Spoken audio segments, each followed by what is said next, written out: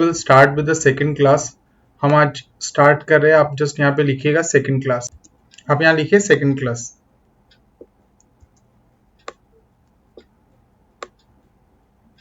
Just write second class because this is the most important topic that we are taking up in this class.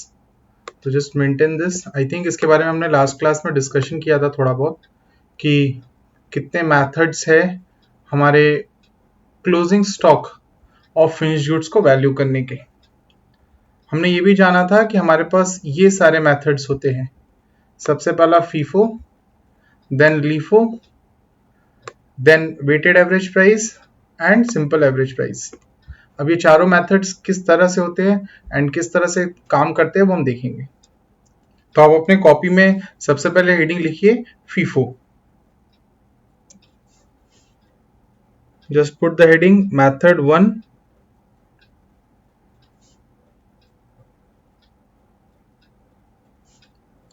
First in first out method.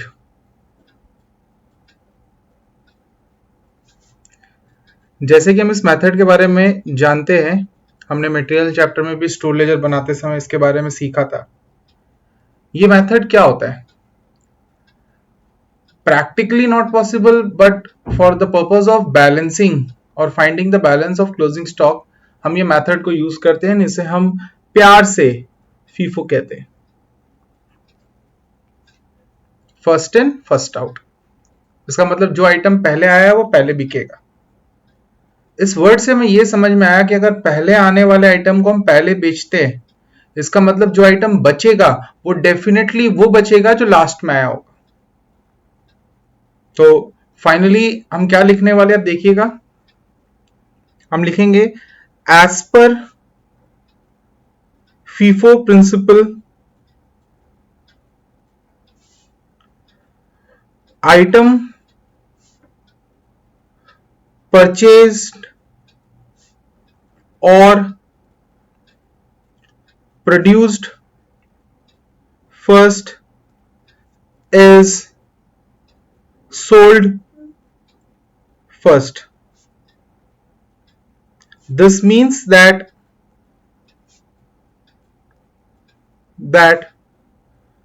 closing stock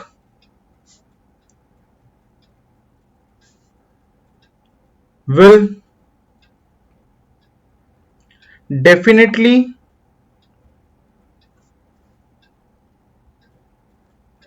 comprise of item purchased or produced later। मतलब जो item बाद में बनाया गया है या बाद में खरीदा गया है, उसी के बेसिस पे हम स्टॉक का वैल्यू कर रहे हैं। तो इस वैल्यूएशन को किस तरह से करेंगे आप देखिए। अब यहां दो केसेस हम देखेंगे, लिखेंगे if closing stock is less than produced or purchased। मतलब आपके पास जो क्लोजिंग बचा है वो आपके प्रोड्यूस्ड आइटम या परचेज्ड आइटम से कम है। It can be less than और it can be equal to, both are possible. For example मान लो आपने 10,000 यूनिट्स बनाया और आपके पास क्लोजिंग स्टॉक में सिर्फ 2,000 यूनिट्स है, तो ये जो 2,000 यूनिट्स है ये आपके 10,000 यूनिट्स से कम है, तो हम इसे इस कैटेगरी में कंसिडर कर सकते हैं। क्लियर? अब हमें ये देखना है कि इसका वैल्यूएशन कैसे किया जाएगा। ये बहुत ही ज्यादा पॉपुलर केस है। इसके अंदर हम सिंपली बस इस फॉर्मूले का यूज करेंगे। हम लिखेंगे कॉस्ट ऑफ प्रोडक्शन, मतलब ये जो हमने करंट प्रोडक्शन किया है उसका खर्चा है, उसे हम डिवाइड करेंगे टोटल यूनिट्स प्रोड्यूस्ड इनटू करेंगे अनसोल्ड यूनिट से, एंड आपको आपका वैल्यू ऑफ क्लोजिंग स्टॉक मिल जाएगा। क्लियर? दूसरा केस क्या हो सकता है, बहुत रेयर केस है, बट क्योंकि क्वेश्चंस में कुछ भी आ सकते हैं तो वी कैन नॉट से कि ऐसा कभी नहीं होगा, ठीक। Theoretically and exam point of view से पॉसिबल है। ये क्या है, if closing stock is greater than production और purchase.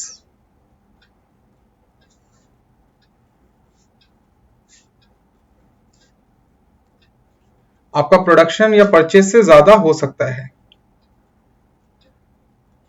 This is an evident situation जो शायद अभी इस पैंडेमिक में आप देख पाओगे, और ड्यूरिंग द पैंडेमिक ऑफ 2020 हमने बहुत सारे इंडस्ट्रीज में ऐसा देखा। इन केसेस में क्या होगा, अगर आपका क्लोजिंग स्टॉक आपके प्रोडक्शन से ज्यादा है, इसका मतलब यह है कि आपका अनसोल्ड यूनिट्स कंप्राइज करता है entire current production plus a portion of opening stock. क्या कहा मैंने, इस केस में ऐसा है, जैसे मैं आपको बता रहा हूं, ध्यान से सुनिएगा। सपोज मेरे पास 10,000 यूनिट्स अनसोल्ड है और मैंने इस बार टोटल प्रोड्यूस ही किया था 6,000 यूनिट्स, तो भैया 6,000 यूनिट बनाया और हमारे पास 10,000 यूनिट कैसे हैं। ऐसा हो सकता है ना कि हमने जो ओपनिंग में यूनिट्स बना के रखे थे वो भी बिके नहीं, और जो करंट प्रोडक्शन किया था ये भी नहीं बेच पाए। तो इस केस में हम वैल्यू डालेंगे, ध्यान से देखिएगा। इन केसेस में हम लिखते हैं कॉस्ट ऑफ प्रोडक्शन, ये हमें बताएगा करंट प्रोडक्शन एंटायरली जो हमने किया है वो क्लोजिंग स्टॉक का पार्ट है, प्लस ये जो डिफरेंस है 4,000, ये आउट ऑफ ओपनिंग स्टॉक था। तो उसमें हमने क्या किया, हमने यहां लिखा cost of opening stock divided by total units of opening stock into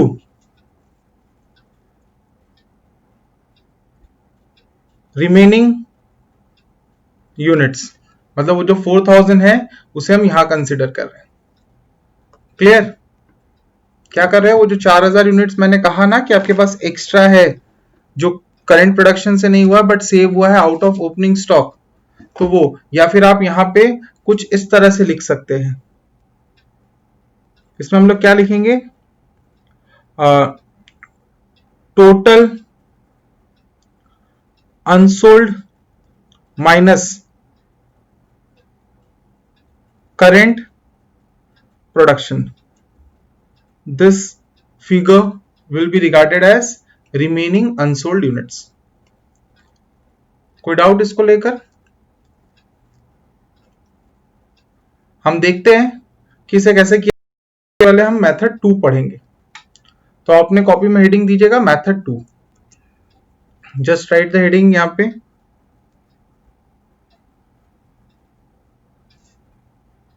method 2। Method 2 को हम क्या कहते हैं, इसे हम कहते हैं लास्ट इन फर्स्ट आउट। प्यार से इसे भी कुछ कहते होंगे, इसे हम प्यार से कहते हैं फीफो, सॉरी लीफो। क्या कहते हैं, LIFO.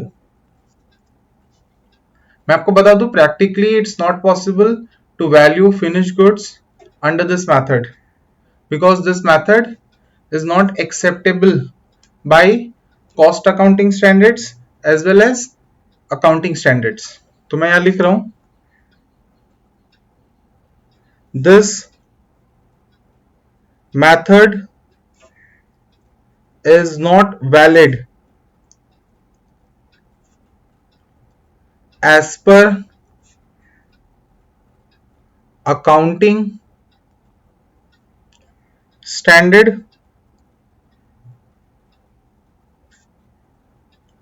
as well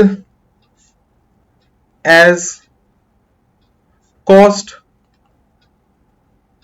accounting standards.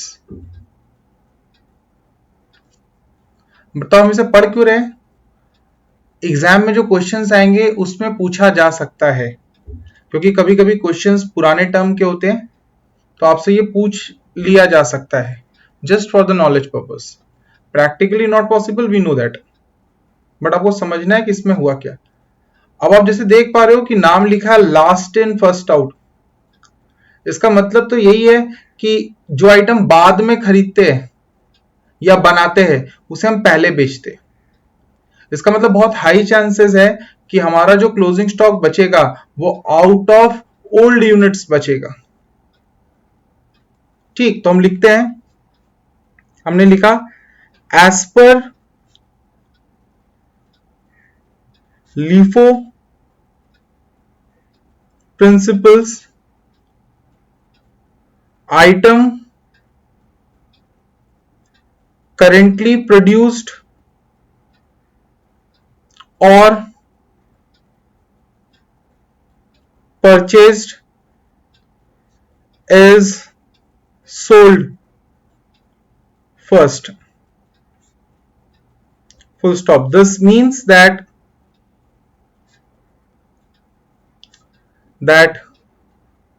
closing stock, जिसे हम अनसोल्ड आइटम कहते हैं, ये कंप्राइज करेगा मेनली ऑफ ओपनिंग स्टॉक्स और stock. Therefore,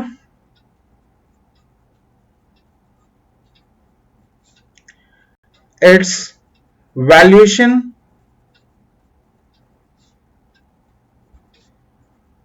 can be done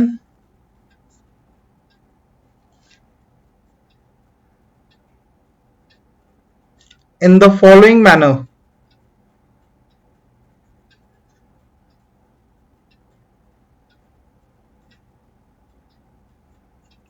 यहां पे भी हम दो केसेस की बातें करेंगे, दो अलग अलग डिफरेंसेस की। पहला, ठीक ऊपर की तरफ लिखेंगे if closing stock is less than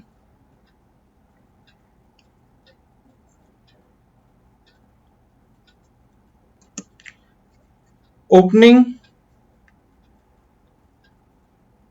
stock. अगर ओपनिंग, क्योंकि देखो हमने यहाँ पे ओपनिंग स्टॉक से क्यों कंपेयर किया, ठीक इसलिए कंपेयर करें से इक्वल्स टू बोल के भी लिख लेना। ऊपर में हमने देखा कि वैल्यूएशन फीफो में करंट प्रोडक्शन के बेसिस पे हो रहा है, इसलिए हमने करंट प्रोडक्शन से कंपेयर किया। यहां जैसे कि मैंने कहा कि हम लोग वैल्यूएशन ओपनिंग स्टॉक के रिस्पेक्ट में करेंगे, इसलिए हम कंपैरिजन ओपनिंग स्टॉक से कर रहे हैं। क्लियर? तो ध्यान से देखिए कि हमने यहां क्या लिखा है।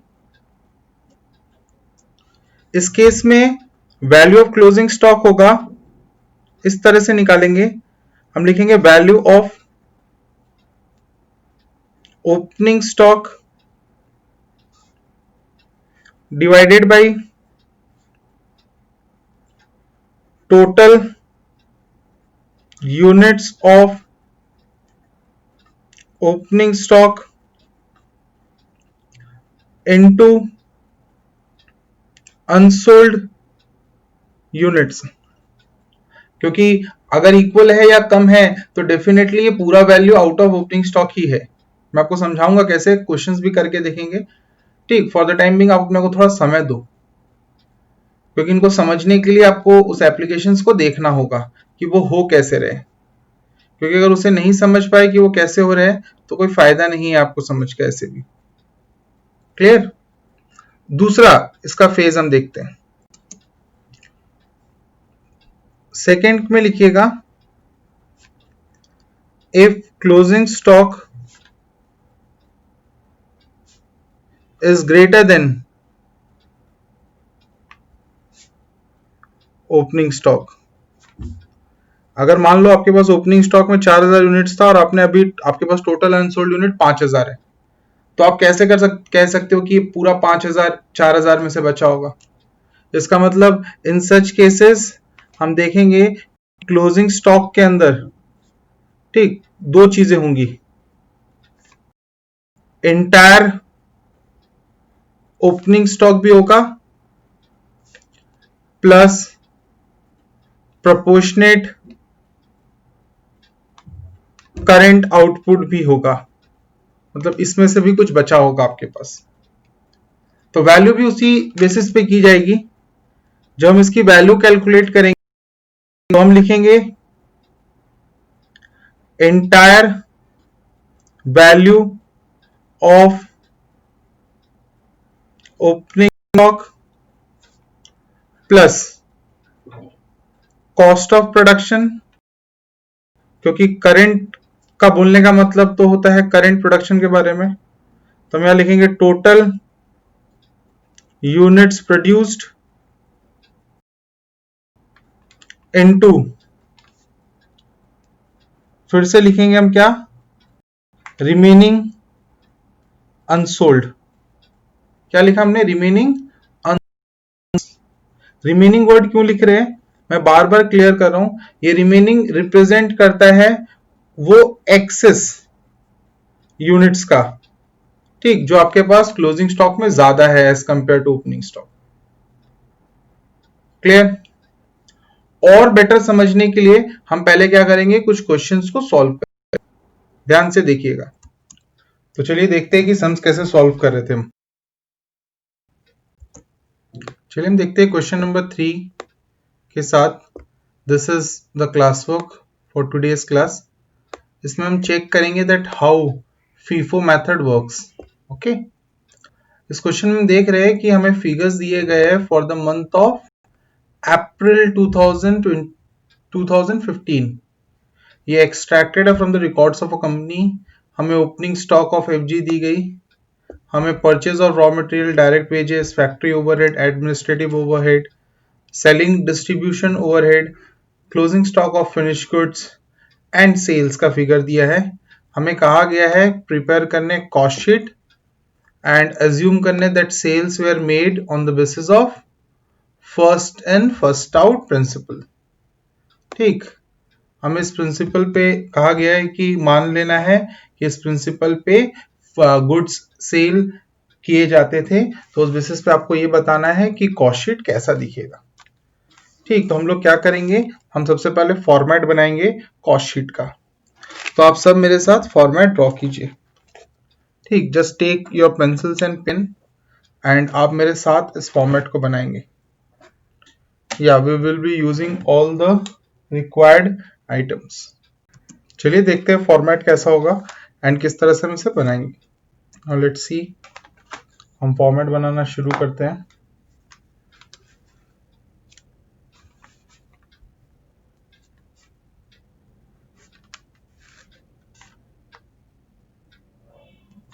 क्लियर, अब जस्ट फॉर्मेट बनाइए पहले। There will be 2 amount columns हम बना रहे होंगे।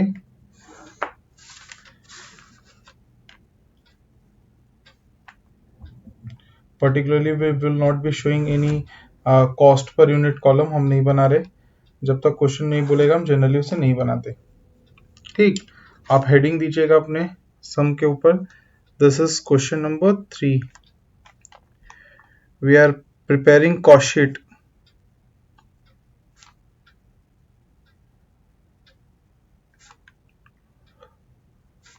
for the month of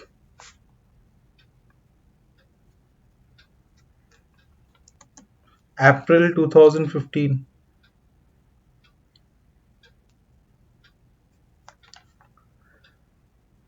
Particulars,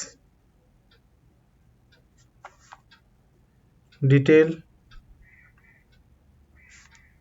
and amount.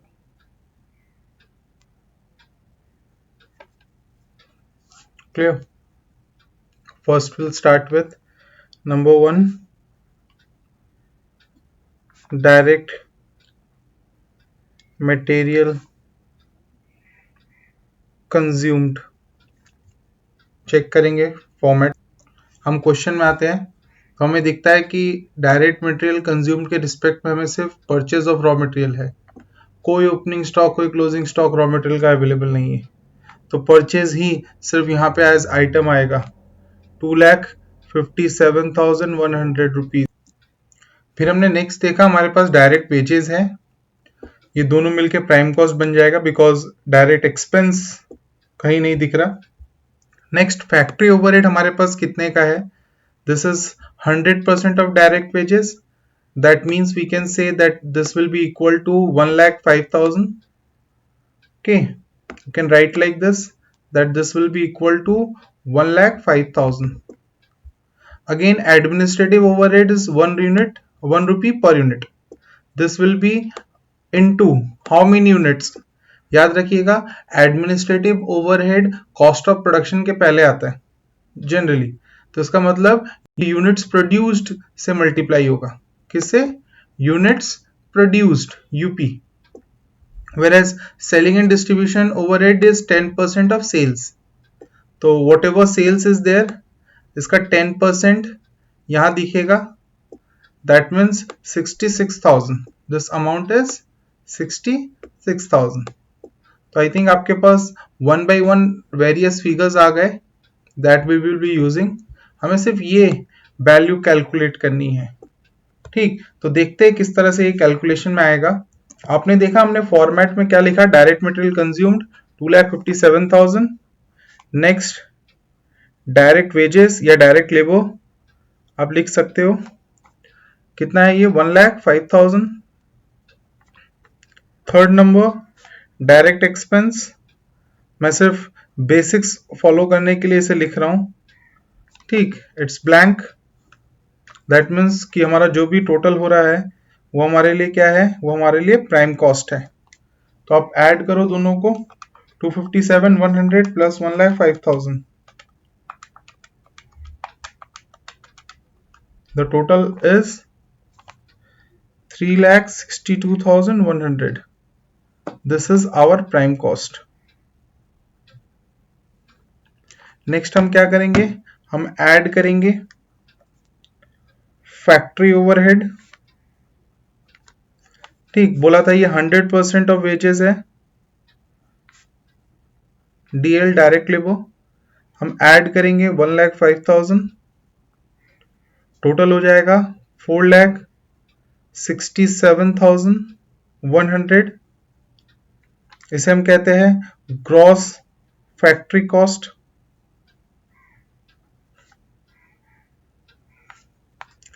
Then हम एडजस्टमेंट करते हैं WIP का, I am following my basics, although ये दोनों फिगर हमारे पास नहीं है, क्वेश्चन में दिया नहीं था दैट ओपनिंग WIP का कितना है एंड क्लोजिंग WIP कितना है, होता तो लिखते, both are blank, this means हमारा नेट फैक्ट्री कॉस्ट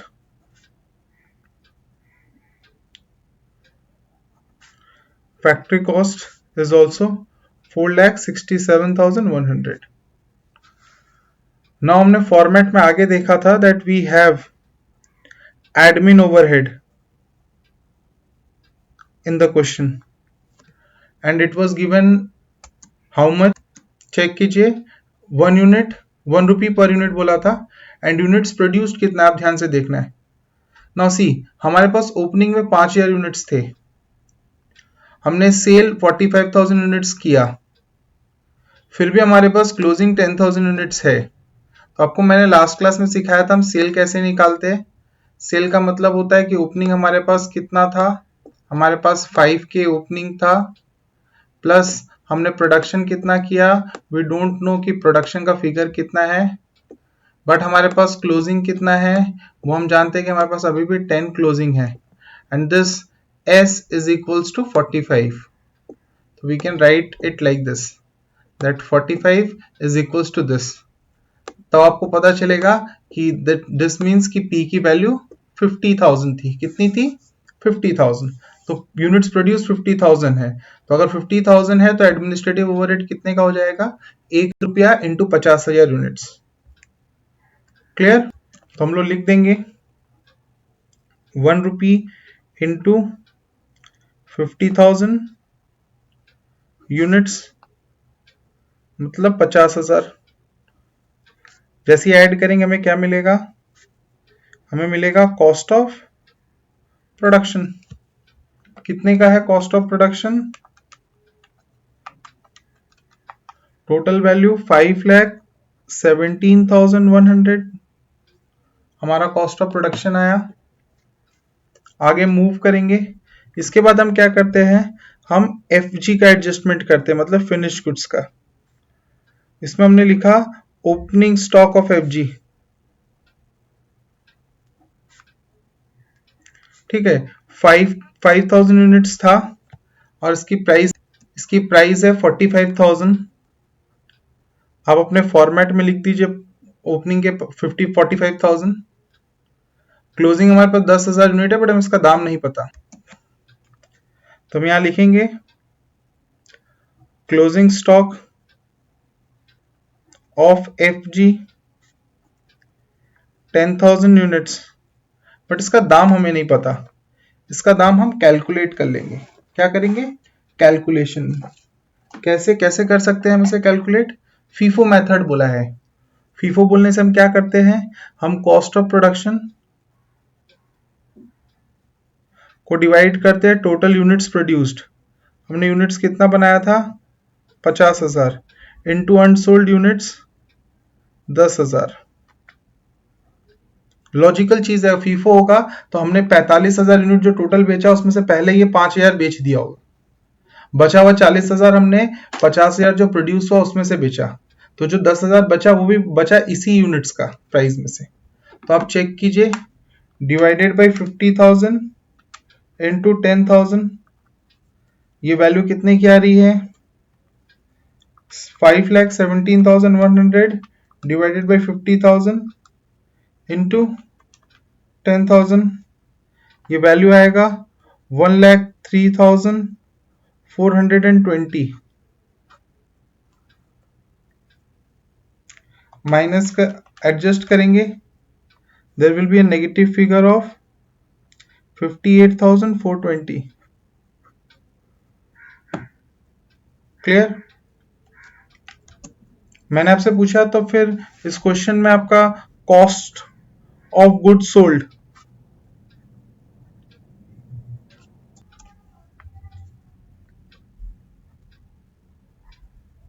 सीओजीएस कितने का आ रहा है? This is 4,58,680। इतना रुपया का हमारा सीओजीएस आया। ना उसके बाद हम क्या करेंगे, हम ऐड करेंगे selling and distribution overhead.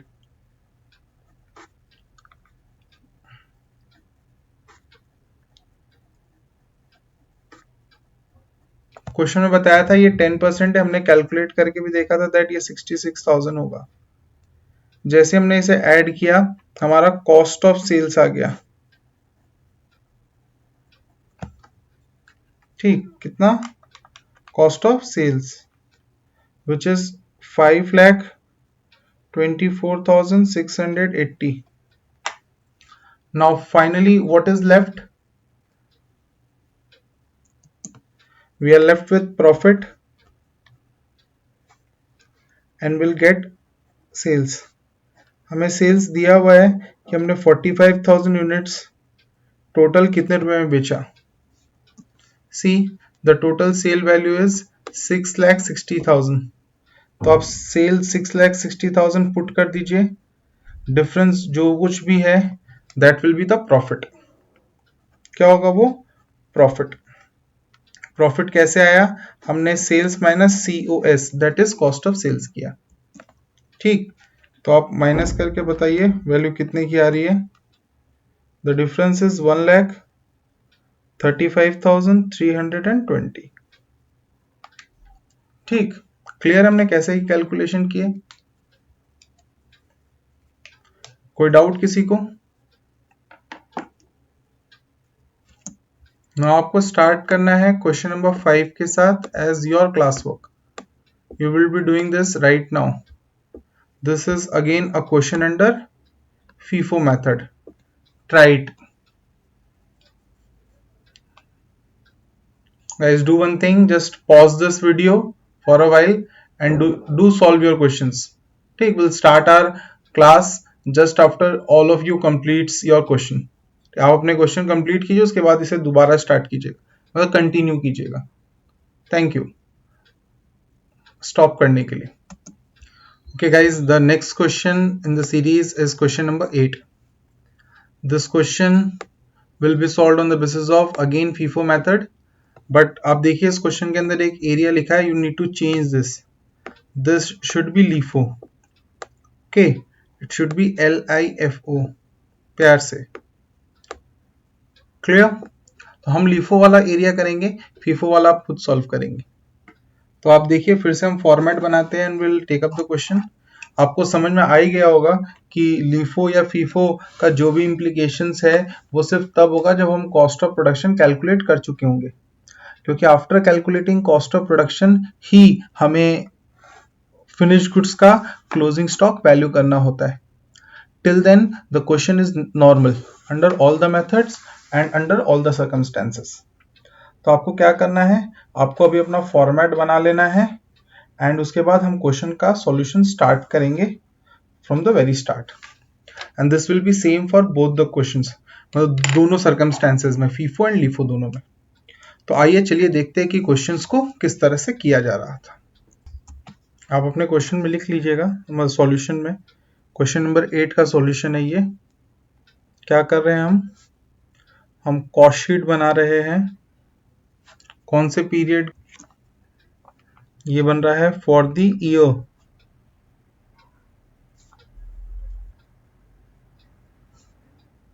2010-11, clear. And हाँ, मैं अभी जो बना रहा हूं मैं इसे लीफो मेथड में बनाऊंगा। अगर आप इसे फीफो में बना रहे होंगे तब भी इसका इनिशियल स्टार्टअप सेम रहेगा। चेंजेस कहाँ होंगे वो मैं आपको मार्क करके दिखाने वाला हूँ। तो हमने सबसे पहले क्या किया, हमने सबसे पहले लिखा हमारा डायरेक्ट मटेरियल कंज्यूम्ड। अपने फॉर्मेट को लिख ले रहे हैं पहले पूरा, एंड फिर हम आइटम्स के वैल्यूज कैलकुलेट करके पुट कर देंगे। डायरेक्ट लिबो। थर्ड, डायरेक्ट एक्सपेंस, तीनों का एडिशन प्राइम कॉस्ट। ऐड करेंगे फैक्ट्री ओवरहेड, एंड देन हम एडजस्टमेंट करेंगे WIP का। पहले ऐड होगा ओपनिंग WIP, लेस होगा क्लोजिंग WIP। जो फिगर हमें मिलेगा उसे हम फैक्ट्री कॉस्ट या वर्क्स कॉस्ट कहते हैं। इसके बाद हम लिखेंगे add office overhead, and second admin overhead. Research and development overhead भी यहाँ आता है, अब उसे भी लिख सकते हो, बट मुझे पता है कि क्वेश्चन में ये नहीं था। तो आफ्टर दिस हमें क्या मिलेगा, हमें मिलेगा कॉस्ट ऑफ प्रोडक्शन। याद रखिएगा, चाहे मेथड फीफो हो, लीफो हो, वेटेड एवरेज हो, कुछ भी हो, यहां तक क्वेश्चन सेम रहता है, सॉल्यूशन सेम रहता है। तो आप देखते हैं हम कि हमारे वैल्यूज क्या है। देखिए हमारे पास रॉ मटेरियल का ओपनिंग और क्लोजिंग स्टॉक है, हमारे पास रॉ मटेरियल परचेज भी है। हमने चेक कर लिया हमारे पास कोई भी परचेज रिलेटेड एक्सपेंस नहीं है। तो हम क्या करेंगे, हम this value plus 2 lakhs minus 62,500 करेंगे to get direct material consumed. तो अब देखिए, आप लिखिए अपने कैलकुलेटर में 50,000 प्लस 2 lakhs माइनस 62,500, हमारा बैलेंस आ रहा है 1,87,500 का। उसे जाके हम अपने फॉर्मेट में पुट कर देते हैं। आप देख सकते हैं हमने ये कैसे लिखा, हमने 50K में प्लस किया 200K और लेस किया 62,500 टू गेट दिस। नेक्स्ट आगे नेक्स्ट हम देखते हैं हमारे पास डायरेक्ट लेबर लिखा हुआ है कि हमारे पास डायरेक्ट एक्सपेंस है कि डायरेक्ट लेबर है कितने का, 1,37,500 का। कॉपी इट, फिर आप देखिए आपके पास चार्जेबल एक्सपेंसेस है, this is the part of direct expense, तो आप इसे 50,000 को भी लिख लेंगे अपने फॉर्मेट में। कॉपी करते जाइए आप, no need to see this because I will be solving this, आप अपने साथ कॉपी में करते रहिए। आई विल शो यू कि पुट करने के बाद फिगर्स कितने आ रहे हैं और कैसे दिख रहे हैं। नाउ जस्ट सी, हमारा प्राइम कॉस्ट आ रहा है 3,75,000 का। आगे मूव ऑन करते हैं। हमने पूछा कि फैक्ट्री ओवरहेड कितना है, क्योंकि हम ओवरहेड चैप्टर पढ़ चुके हैं, आपको ये बात पता होगी कि फैक्ट्री ओवरहेड को कैलकुलेट करने का एक तरीका मशीन आवर रेट, ठीक है, जिसे हम MHR भी कहते थे, एंड उसमें हम ओवरहेड कैसे निकालते थे, machine our worked into rate per hour. That means हमारा फैक्ट्री ओवरहेड इस केस में कितना हो जाएगा, हमारा MHR मेथड में ये होगा 20 इंटू 5,000, ठीक, 20 into 5,000, total value will be 1 lakh. हमारा फैक्ट्री ओवरहेड कितने का है, 1 लाख का। क्लियर। देखिए WIP का ओपनिंग और क्लोजिंग फिगर्स दिया हुआ है, आप इसे भी अपने फॉर्मेट में पुट कर दीजिए।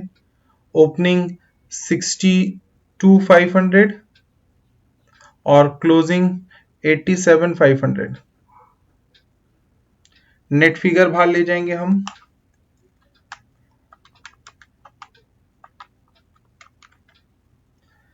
$75,000 का, एंड ऐड करके हम अपना फैक्ट्री कॉस्ट कैलकुलेट कर लेंगे,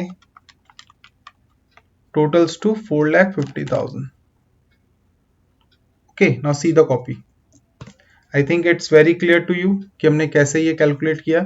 this was calculated under MHR method.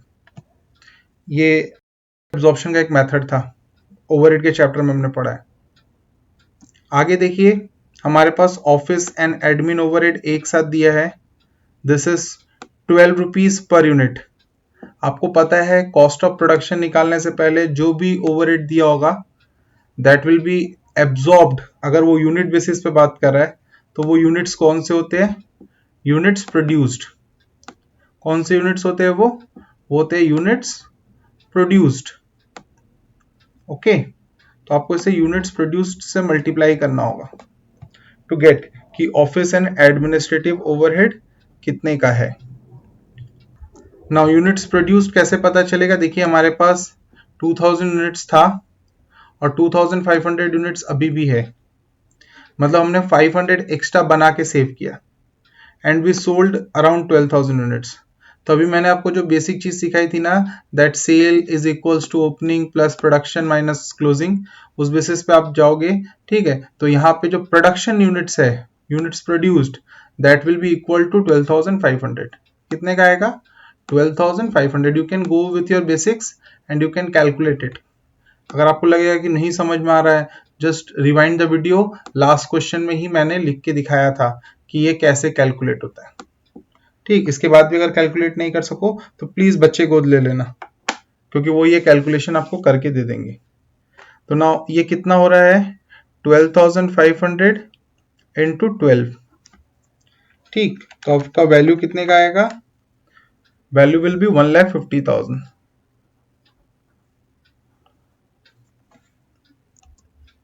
तो आप यहाँ पे 1,50,000 लिखते हैं, एंड हमारा कॉस्ट ऑफ प्रोडक्शन आ जाता है 6 लाख।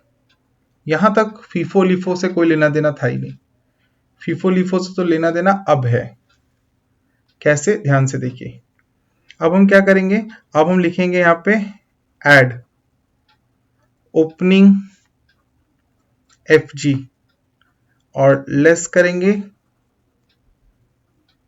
Closing FG। हमें पता है कि ओपनिंग FG का दाम 90,000 रुपए है, बट क्लोजिंग FG का पता नहीं। अब देखिए अगर ये लीफो मेथड होगा, लास्ट इन फर्स्ट आउट, इसका मतलब हमने जो भी बेचा है 12,000 यूनिट्स वो करेंट प्रोडक्शन से ही बेचा है। आपने बोला हाँ, इसका मतलब हमारे पास जो 2500 यूनिट्स बचा वो आउट ऑफ प्रीवियस यूनिट्स बचा होगा। आपने बोला हाँ, बट आप यहाँ पे ध्यान से देखिए आपका क्लोजिंग यूनिट्स आपके ओपनिंग यूनिट्स से ज्यादा है। आपने बोला हाँ, इसका मतलब आपका क्लोजिंग यूनिट्स कंप्राइज करता है 2000 इंटायर ओपनिंग एफजी को plus 500 units out of current production.